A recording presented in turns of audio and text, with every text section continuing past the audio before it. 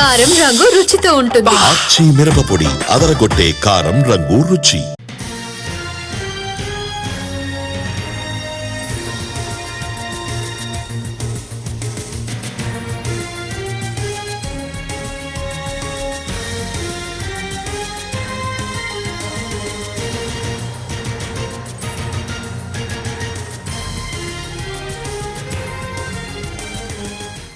తెలంగాణలో సంక్రాంతికి రైతు భరోసా ఇవ్వనున్నారు. 2.5 గంటల పాటు సమావేశమై చర్చించింది కేబినెట్ సబ్ కమిటీ.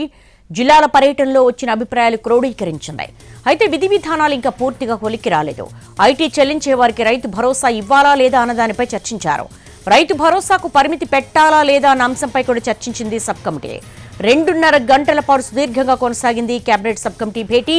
జిల్లాల పర్యటనలో వచ్చిన అభిప్రాయాలు క్రోడీకరించింది కమిటీ. ఇంకా విధి విధానాలైతే పూర్తి కాలేదు. అయితే సంక్రాంతికి రైతు భరోసా ఇవ్వాలని మాత్రం డిసైడ్ అయినట్టుగా తెలుస్తోంది. ఈ 2.5 గంటల పాటు సమావేశమైనటువంటి కేబినెట్ సమావేశానికి సంబంధించి అనేక అభిప్రాయాలను క్రోడీకరించారు.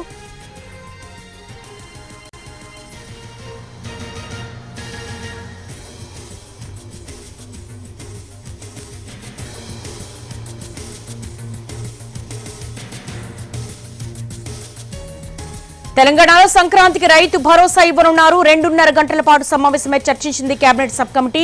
దీనికి సంబంధించి విధి విధానాలు ఇంకా పూర్తి కావాల్సింది. మోర్ ఇన్పుట్స్ సచివాలయం నుంచి మా ప్రతినిధి చారిని అడిగి మరిన్ని వివరాలు తెలుసుకుందాం. చారి, కేబినెట్ సబ్ కమిటీలో ఎటువంటి నిర్ణయాలు తీసుకున్నారు? రైతు భరోసాకు సంబంధించి ఏమన్నా పరిమితులు కానీ షరతులు కానీ ఏమైనా పెట్టే అవకాశం ఉందా?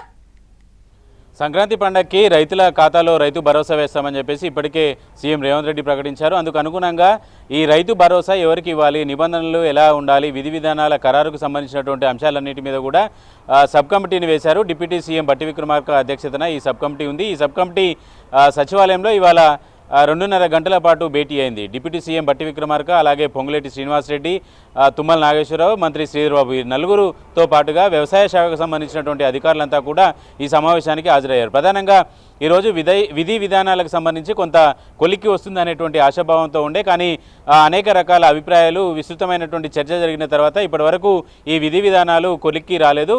మరోసారి ఈ కేబినెట్ సబ్ కమిటీ సమావేశమయ్యేటువంటి అవకాశం అయితే ఉంది. అయితే ఈ విధి విధానాలకు సంబంధించి అంశాన్ని కనుక చూస్తే ఇప్పటి వరకు అందరి రైతులకి కూడా రైతు బంధు, గతంలో ఉన్నటువంటి ప్రభుత్వం రైతు బంధుని వేసింది. అలాగే రైతులకు ఎన్ని ఎకరాల వ్యవసాయ భూమి ఉంటే అన్ని ఎకరాలకు అది సాగులో ఉన్నా సాగులో లేకపోయినా రైతు బంధుని వేసింది. అయితే ఇప్పుడు వచ్చినటువంటి కాంగ్రెస్ పార్టీ ప్రభుత్వం రైతు భరోసా పేరుతోటి గతంలో 20,000 కోట్ల మేర పక్కదారి పట్టాయి ప్రభుత్వ ధనం అనేటువంటి అభిప్రాయంతో ఉంది. రియల్ ఎస్టేట్ వ్యాపారం చేసేటువంటి వాళ్ళు బీడు భూములకు, గుట్టలు, చెట్లు ఉన్నటువంటి వాటికి కూడా రైతు బంధు ఇచ్చింది గత ప్రభుత్వం. కాబట్టి ఈసారి రైతులు ఎవరైతే సాగు చేస్తున్నారో ఆ సాగుకు అక్కడికి వచ్చేట్టుగా రైతు భరోసా ఇవ్వాలనేటువంటి ఆలోచన చేసింది. అయితే దీని మీద విధి విధానాల ఖరారుకు సంబంధించి ఇంకా కొలికి రాలేదు. 2.5 గంటల పాటు జరిగినటువంటి ఈ సమావేశంలో అనేక రకాల అభిప్రాయాలు కూడా వ్యక్తమయ్యాయి.